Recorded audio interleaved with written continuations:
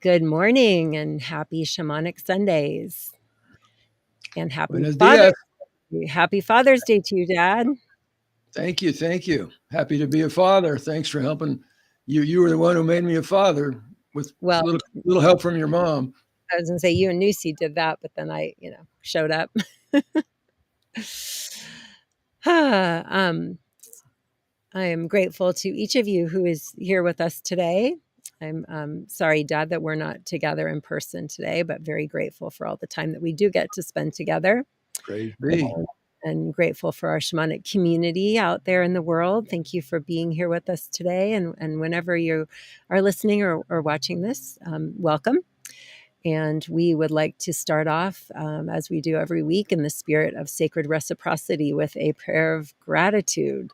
So, Pops, you want to start us off? Con mucho gusto. Gratitude to you, to the great Father of the universe, whatever name or shape or image or idea or belief or practice we have. Gratitude for the fathering principle, for all the good fathers who show up to on the physical plane, be there for their children or grandchildren, for children, and for the fathering principle, which to me is using the strength of manhood, of masculinity, to protect life and nurture life, and create a safe setting for it to be nurtured, to grow to fullest blossoming, greatest good. So thank you, great spirit, great Father.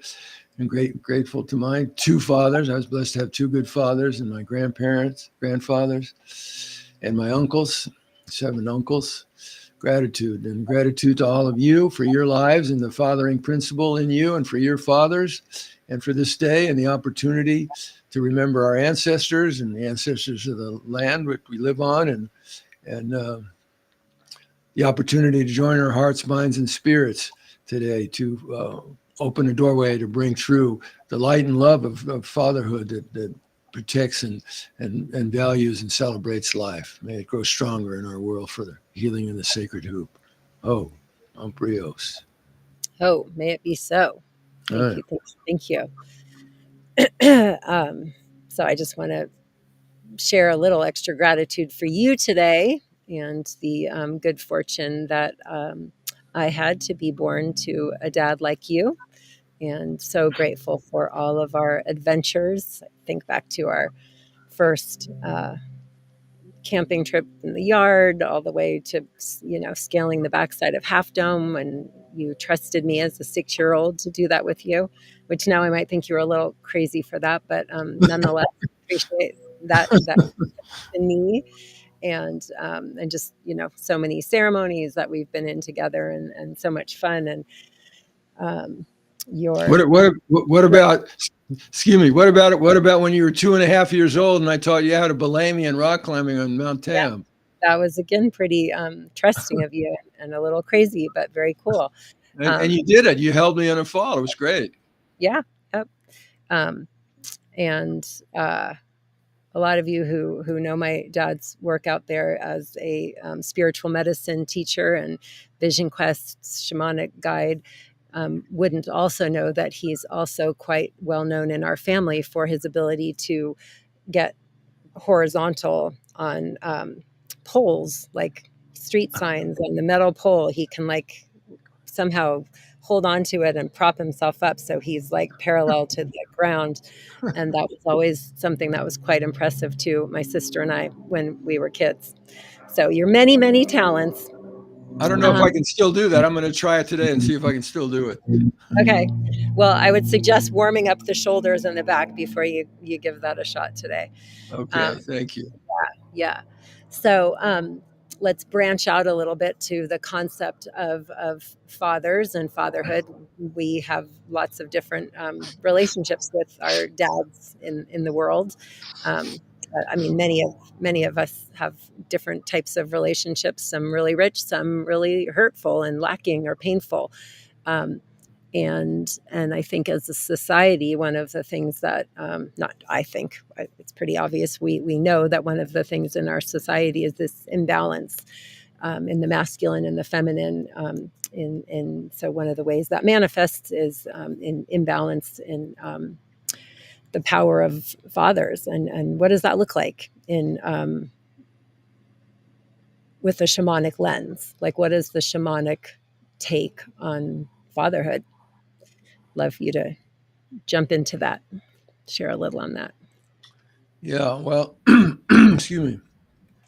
I don't know that I could speak to the shamanic take because all shamans have their own individuality and their own uniqueness in their practice and what they do, as each of us does as human beings. We each have our uniqueness. But for me, so influenced and impacted by my shamanic experience, the fathering principle is what I spoke to in that prayer, is recognizing the sacredness of life, the miraculous, amazing, literally mind-blowing manifestation of life, of creation, human incarnation, uh, and the beauty, just the beauty of it, the beauty of life, the intelligence of life, and the grandeur of life, and the magnificence of life, the miraculousness of life, and the preciousness of life. So as a father, with whatever strength I've been given or trained in my life, what's the best use of that? The qualities of the strength of fatherhood, of healthy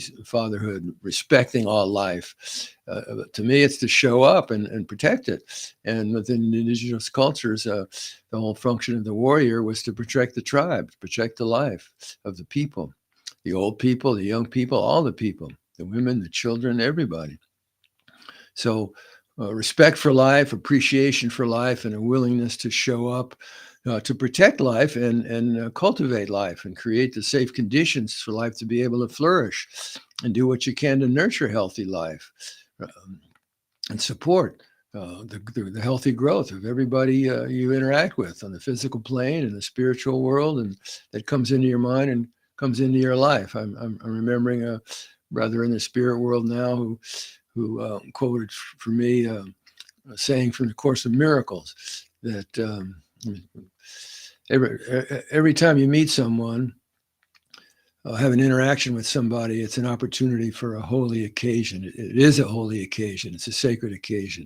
It's a sacred opportunity to use our strength as men to not serve our egos, but be strong enough to recognize, and consciousness enough to recognize that we're more than our egos, and a good man is going to show up to serve life, not ego, not aggrandize ourselves of any special or great things, but instead to recognize, like I say, the power and preciousness and fragility of life, and do all we can to create a safe and just world for all beings. That allows the potential within all of us to recognize and wake up and live love now, recognize our divinity and live from our divinity, and how we treat all our relations. And we're all related. There's nothing we're not related to. So I'm happy to be here in my 80th year, and so happy to my mother choosing two good men to help father me in my life, and other men in my life that have shown fatherly energy, and for the gift of being a father myself, and then through the gifts of my daughters, for you and Nicole, to be a grandfather. So gratitude to all you fathers out there, and everybody who carries the good fathering energy to protect, nourish, respect, and celebrate life. May it be so. Oh. So may it be so. It from my conversations with dad and male friends in my life, I know one of the challenges today, as I don't know it personally in my experience as a cisgender woman, but is for many men, is finding that balance of how to like be in your power as a man, as a dad, and also allow like your feminine side to come through, the more, I want to say, kind of stereotypically male traits and stereotypically female traits. And of course there's a whole spectrum, but I wonder if you could talk for a little bit about how you feel like you have how you feel like you've done that dance of being a dad and man in the world that feels his power and is still able to allow and let through his kind of softer, more feminine qualities. Yeah. Well, the blending, a harmonious blending of the masculine and feminine energies in me has been a goal of mine, a daily goal to create what sacred marriage, call it sacred marriage between the masculine and feminine.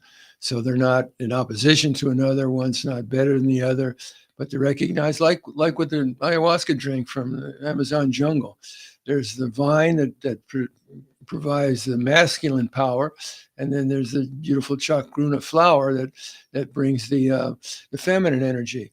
And either one of them, without the joining, is not going to produce the results that happens when they join respectfully together, mixed together in the brew. So it's a wonderful example of, to me, a model of. So I want to do the same thing. When nature's showing me through this sacred blending of a vine and a flower, with gratitude to the indigenous people and prayers for their protection in the Amazon, about what's possible when you hold an intention and then try to nurture with your awareness and your beliefs and values and actions a sacred marriage of the masculine and feminine within. And I think growing up in this patriarchal domination model that's so antithesis to life, it's like a poison in our minds. That part of our work as men is to recognize the pathological conditions we get as men, to emphasize just the quote macho qualities and deny and oppress the feminine qualities inside of us. And I think it takes strength as a man to pull the plug on those conditionings and open up to the fact that we do have these beautiful feminine qualities inside of us, and to nurture them, and that it takes strength to be tender. It takes strength to share our vulnerability instead of remain prisoners of the macho conditioning. Have to be strong and independent and have it together and not show any vulnerability and not cry or be weak, or else all that sickness of belief, releasing it, letting it go. Adios. Hit the road, Jack. No mas. And then open up to the beauty and wonder and power and strength and wisdom of the feminine inside of us, and making that marriage with the masculine inside of us. And so I find it helpful to, in the background behind me, you can see all kinds of things on the wall and on my altar, and the whole room. What you see behind me extends around all the walls in the room here, filled with objects, and many of them are images or portrayals in some way or another of the sacred marriage, of the marriage, respectful marriage, harmonious marriage of the masculine and the feminine side of me, to remind me about that. So that's something that ever since I first woke up with the help of medicine 60 years ago, I've been trying to nurture my animas with my anima, the feminine and the masculine from the Jungian terms, and into a harmonious balance. So the joining between the two of them, just like in the sexual act of the man and the woman, the egg fertilized by the sperm brings forth the baby. New life, sacred marriage. So to do that in a respectful way, and on all levels of our multidimensional being, making that sacred marriage. And of course, everything starts with an intention. So may we all grow stronger in our ability to pull a plug on the unconscious, the conditioned thoughts and beliefs and identities that would have us be one or the other, or repress or value one over the other. Cleaning all of that out and releasing it and letting it go, and giving thanks to the creator of the universe for the beauty of the masculine and the feminine in all of us, and creating that sacred marriage that brings forth the blossoming that would not be possible without that respectful, sacred marriage. So that's the wisdom of the universe that's in us, and we're in, and praise be, hallelujah. Blessings for that beautiful, you might say, masculine energy, a man in all of us, and for that beautiful feminine woman, power inside of us, and the two of them joining together in joyful union to bring forth fullest blossom, greatest good. Thank you. So in the course of our human journeys, I think we often have trouble balancing the masculine and the feminine, whether wherever we are on the gender spectrum, and then we also sometimes have pain from wounds inflicted by fathers intentionally or unintentionally, and um, and then we also have loss of fathers, which is what you experienced at a young age, and that led you to be on the journey that you are on. And people lose children, and so whatever the challenges that folks may have faced, be facing, or face in their future, can you talk a little bit about healing wounds affiliated with fatherhood? Right. Yeah, either as a father or in relation to one's father. Or both. Yeah, or both. We live in a both and universe. Yeah, thank you. Well, so for healing, if we seek healing for the wounds of our lives, that focusing today on Father's Day, that we might have received from our fathers, or either directly or through indirectly, with not getting the love and support and celebration that we needed for our beings. So bringing awareness, going inside to experience the truth of where the energy effects of those wounds are in us, maybe in our body, in constriction or tightness in certain places in our body, certainly most likely in our hearts. But just noticing.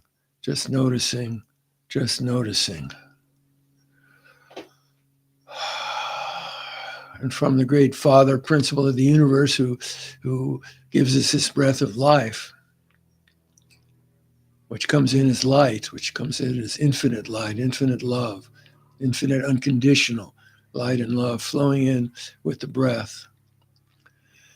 And letting it flow through us, opening our hearts, softening our hearts, and sending beams of that healing light and love energy from our open hearts through time and space to our fathers. Whether they're here or in the spirit world, on the deepest level of our being, there is no such thing as separation in time and space. So if there was hurtful behavior from our fathers to us, or lack of what we needed and deserved as children growing up, that love and support and appreciation and celebration, let us be mindful of the wounds of our fathers that led to the behavior they did that was wounding to us. And I'm remembering my first visionary experience, again, 60 years ago with LSD, in which I saw the vision of Christ on the cross being crucified, and Christ called out to God, to Spirit, "Please, Father, forgive them. They know not what they do." So he was asking for forgiveness to the centurions, the Roman centurions who were driving the spikes into his body. "Forgive them, Father. They know not what they do." And if we look in our own lives, anytime we cause pain to someone else, that might have been triggered by our reactivity from our wounds, that hurtful behavior to another is coming from a place, because of that reactivity, we got triggered into our own fear, our own hurt. And we were disconnected in our awareness from the fact, the truth that we are loved and that we are love. So hurtful behavior from us or to someone else, or our fathers to us, our grandfathers from whoever, is coming from the place of their own wounds. And so to close our hearts to their being is hurtful to us. And so healing begins with understanding that the hurtful behavior is coming from feeling hurt inside, not knowing how to deal with it skillfully. And so it comes out in hurtful behavior to others. So compassion, understanding, doesn't mean to excuse or condone or allow hurtful behavior, but not to judge the being of the father or the grandfather that was hurtful to us. And this is a vital, important step to healing ourselves, because the love that's the essence of our being is forgiving. And if our hearts are closed to anyone, to their being, then that's hurtful to us. We're suffering the consequences of that. So remembering the love is for giving and letting it flow through us, through our wounds, into our wounds, helping to heal, and through time and space into the wounds of our fathers, our grandfathers, and sending healing light and love for their being. And this opens the doorway for that healing light and love that flows in with every breath to come into have the room to move through us, has the spaciousness to be move through us and go to those places where the healing needed. Whereas if our hearts and minds are closed with judgment for the beings of the fathers wounds in us and the fathers, then the pipes they're constricted, they're tight. That healing light and love, it's hard to get through, or only little dribbles of it get through. And so if we want the full blast of that healing, that full healing blast, it's remembering love is forgiving. Letting the love that comes in with the breath flow where it needs to go in us and through time and space to our fathers and our grandfathers and flowing out to all the men of the world, and especially leaders of the world who are so frightened that they feel that the only way to protect themselves is through violence to others. Healing hearts and minds and spirits.